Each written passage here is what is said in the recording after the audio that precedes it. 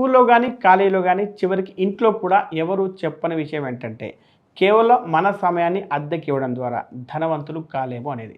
దాదాపు జీతం వచ్చే ప్రతి ఒక్క ఉద్యోగంలో చివరికి ఎక్కువ జీతం వచ్చే ఉద్యోగాల్లో కూడా మీరు చేసే పనిని బట్టే మీకొచ్చే జీతం ఉంటుంది. అంటే మీరు పని చేస్తేనే డబ్బొస్తుంది. పని ఆపితే డబ్బు కూడా ఆగిపోతుంది.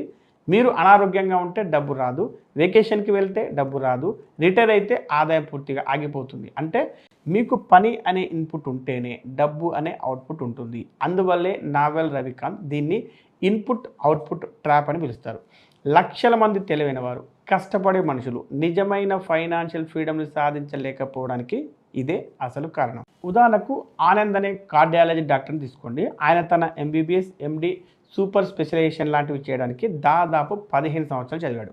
ఇప్పుడు రోజుకు 50 మంది పేషెంట్స్‌ని చూస్తూ మంచి కన్సల్టేషన్ ఫీజు తీసుకుంటున్నాడు. బయట నుండి చూస్తే ఇదంతా బాగున్నట్టే అనిపిస్తూ ఉంటుంది. కానీ ఎప్పుడైనా ఆనంద్ హెల్త్ బాగాలేనప్పుడు, లేదా ఆయన 2 నెలలు వెకేషన్‌కి వెళ్ళినప్పుడు, లేదా 60 ఏళ్ళు వచ్చాక ఆయన ఎనర్జీ తగ్గిపోయినప్పుడు, అలాంటి సమయాల్లో ఆయన ఆదాయం పూర్తిగా ఆగిపోతుంది. ఎందుకంటే ఆయన పని చేస్తేనే డబ్బొస్తుంది కాబట్టి. అలా కాకుండా అదే ఆనంద్ ఒక మల్టీ స్పెషాలిటీ హాస్పిటల్ స్టార్ట్ చేశారనుకోండి. 15 మంది డాక్టర్లను హైర్ చేసుకొని, ఒక మేనేజ్మెంట్ టీమ్ పెట్టి, ఇన్సూరెన్స్ కంపెనీలతో టై అప్ అయ్యి, ఒక మంచి బ్రాండ్ క్రియేట్ చేశాడు అనుకుందాం. అప్పుడు ఆనంద్ ట్రావెల్ చేస్తున్నా, విశ్రాంతి తీసుకుంటున్న హాస్పిటల్ మాత్రం ఆదాయం తెస్తూనే ఉంటుంది.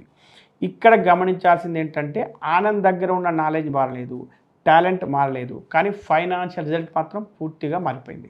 అంటే అసలు తేడా టాలెంట్‌లో కాదు, మోడల్‌లో ఉంది. అయితే నావెల్ దీనికి సంబంధించి లంబర్జాక్ వర్సెస్ సాఫ్ట్‌వేర్ ఇంజినీర్ అనే ఒక గొప్ప మెటాఫర్ చెప్తారు. ప్రపంచంలోనే బెస్ట్ లంబర్జాక్ అంటే గొప్ప మర్రి చెట్లు కోసే వ్యక్తి అయినా సరే, అతను ఒక సాధారణ లంబర్జాక్ కంటే ఎక్కువలో ఎక్కువ 3 రెట్లు మాత్రమే పనిచేయగలడు. ఎందుకంటే అతని ఎనర్జీ కూడా ఒక లిమిట్ అనేది ఉంటుంది. అందువల్ల ఎంత కష్టపడ్డా ఒక మ్యాక్సిమం స్థాయి వరకు మాత్రమే అతడు పనిచేయగలడు. కానీ ఒక మంచి సాఫ్ట్‌వేర్ ఇంజినీర్ విషయానికొస్తే అతని పరిస్థితి పూర్తిగా వేరేగా ఉంటుంది.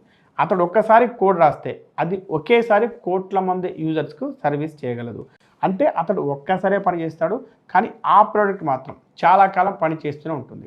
ఇదే అసలైన శక్తి. మన ఇన్పుట్‌ని అవుట్పుట్ నుంచి విడదీయడం. అంటే మనం ఒక్కసారి పని చేసినా మళ్ళీ మళ్ళీ ఆదాయం వచ్చేలా సిస్టమ్‌ని క్రియేట్ చేసుకోవడం. కాబట్టి ఇప్పుడే మిమ్మల్ని మీరు నేను రేపటి నుంచి పని ఆపేస్తే నా ఇన్‌కమ్ ఇంకా ఎంతకాలం వస్తుంది అని ఒక ప్రశ్న వేసుకోండి. ఆ ప్రశ్నకు సమాధానం ఒక నెల కంటే తక్కువ అని వస్తే మీరు మీ సమయాన్ని అద్దెకిస్తున్నారని. కాబట్టి దాన్ని వెంటనే మార్చుకోవాల్సిన అవసరం ఉందని అర్థం.